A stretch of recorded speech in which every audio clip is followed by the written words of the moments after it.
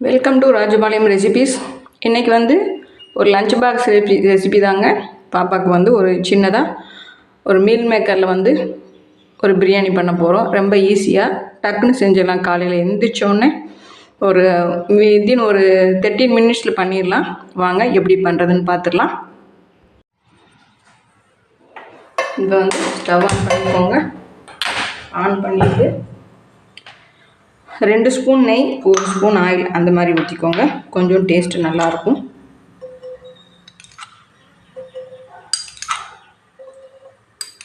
இது பாதி அது பாதி அந்த மாதிரி ஊற்றிக்கிட்டிங்கன்னா டேஸ்ட்டு கொஞ்சம் நல்லாயிருக்கும்.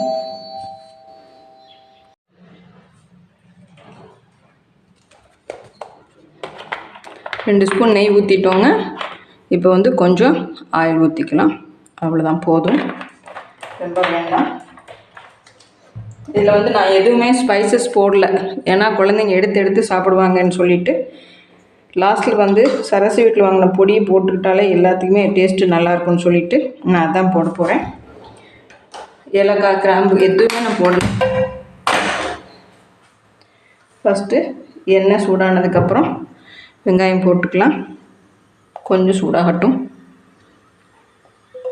இந்த மாதிரி நல்லா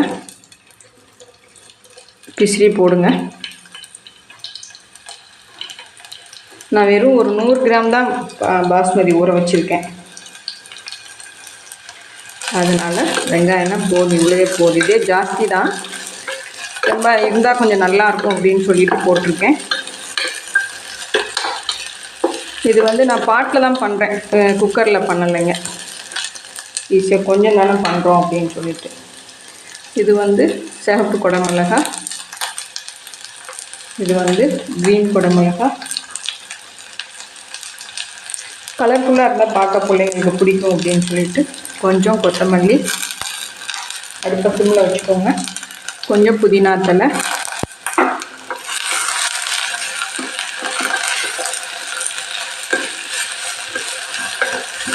இது நல்லா ஃப்ரை ஆகட்டும்.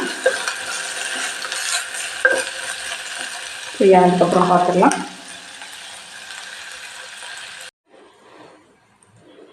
இப்போ வந்து கொஞ்சம் ஃப்ரை ஆகிடுச்சு. ஒரு பரட்டிட்டு இப்போ வந்து நம்ம இஞ்சி பூண்டு பேஸ்ட்டு போட்டுடலாம். இது ஃப்ரெஷ்ஷாக போடுங்க, இப்போ தான் எடுத்துக்கவே நல்லாயிருக்கும். இஞ்சி பூண்டு பேஸ்ட்டு போட்டுட்டு லைட்டாக சால்ட்டு போட்டுக்கலாம். இப்போ கொஞ்சம் போட்டுட்டு அப்புறமே கொஞ்சம் போட்டுடலாம். கொஞ்சம் சால்ட்டு கொஞ்சமாக தான் போட்டிருக்கேன். இப்போ இது நல்லா ஃப்ரை ஆகிடுச்சிங்க. இப்போ வந்து ஒரே ஒரு கைப்பிடி குட்டி குட்டியாக வச்சுருக்கோம் பாருங்கள், அந்த மீல் மேக்கரை போடுறோம். போதும் இதுவே.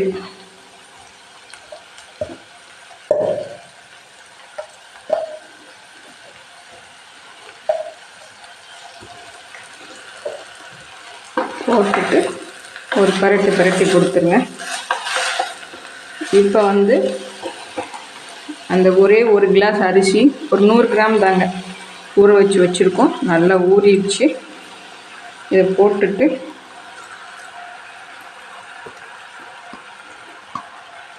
அவ்வளோதான், எல்லா மசாலாவும் போட்டுட்டு நம்ம தம் பண்ணி வச்சிட்டோம்னா அவ்வளோதாங்க, பிரியாணி ரெடி. ஈஸியான பிரியாணி, ரொம்ப டேஸ்டான பிரியாணி. குழந்தைங்களுக்கெல்லாம் ரொம்ப இஷ்டம். அவங்களுக்கெல்லாம் இது கலர்ஃபுல்லாக இருக்குது பார்த்தீங்களா, அதனால் இது எல்லாருக்குமே பிடிக்கும். இப்போ வந்து கொஞ்சமாக ரெட் சில்லி பவுடர், காரம் வேண்டாம் அதனால் கொஞ்சமாக வந்து ரெட் சில்லி பவுடர் போடுறோம். காஷ்மீரி சில்லி தான். கொஞ்சம் வந்து கரம் மசாலா, பிரியாணி மசாலா, அவ்வளோதாங்க. இது வேறு எதுவுமே வேண்டாம்.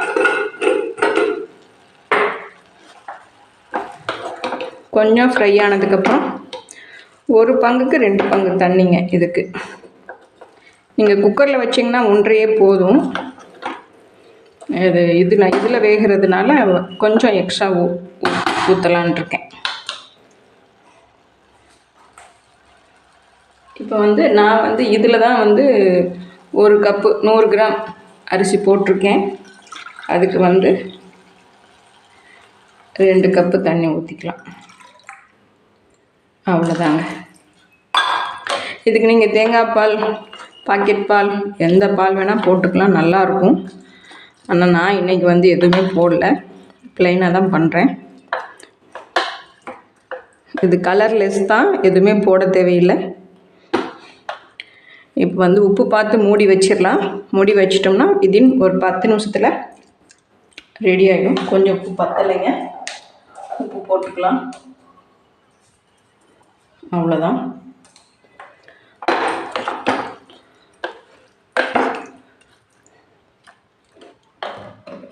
மூடி வச்சுக்கலாங்க. ஒரு 10 நிமிஷம் ஆனதுக்கப்புறம் பார்த்துடலாம். இப்போ 10 நிமிஷம் ஆயிடுச்சுங்க, எடுத்து பார்த்துடலாம். ஆவி பறக்க ரெடி ஆகிடுச்சுங்க.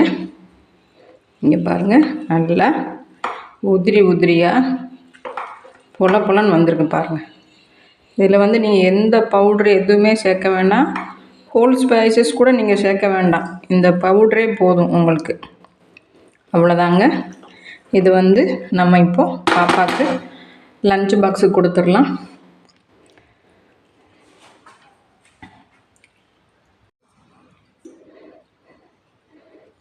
லஞ்ச் பாக்ஸுக்கு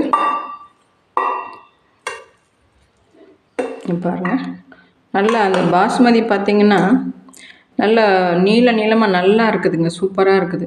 இது டிமார்ட்டில் தான் வாங்கினேன் நான், திருச்சி டிமார்ட்டில். ரொம்பவே நல்லா இருக்குது. அங்கே ரொம்ப பெருசாகவும் இருக்குது. குழந்தைங்க இதுக்கு மேலே சாப்பிட மாட்டாங்க.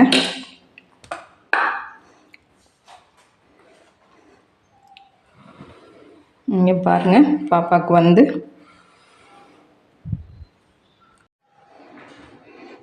தயிர் பச்சடி வேண்டான்னு சொல்லிட்டா, அதனால் வந்து இந்த மாதிரி இதுக்கு மேலே சாப்பிட மாட்டாங்க குழந்தைங்க.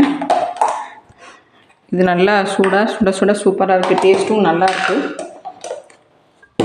இது மாதிரி சிப்ஸு மட்டும்தான் வச்சுருக்கோம். சிப்ஸு கொஞ்சம் ராஜ்மாவில் ஒரு இது பண்ணியிருக்கேன். அவ்வளோதான் இன்றைக்கி லஞ்ச் பாக்ஸ். அவ்வளோதாங்க. நீங்களும் இந்த மாதிரி செஞ்சு கொடுத்துட்டு குழந்தைங்கள விசத்துங்க.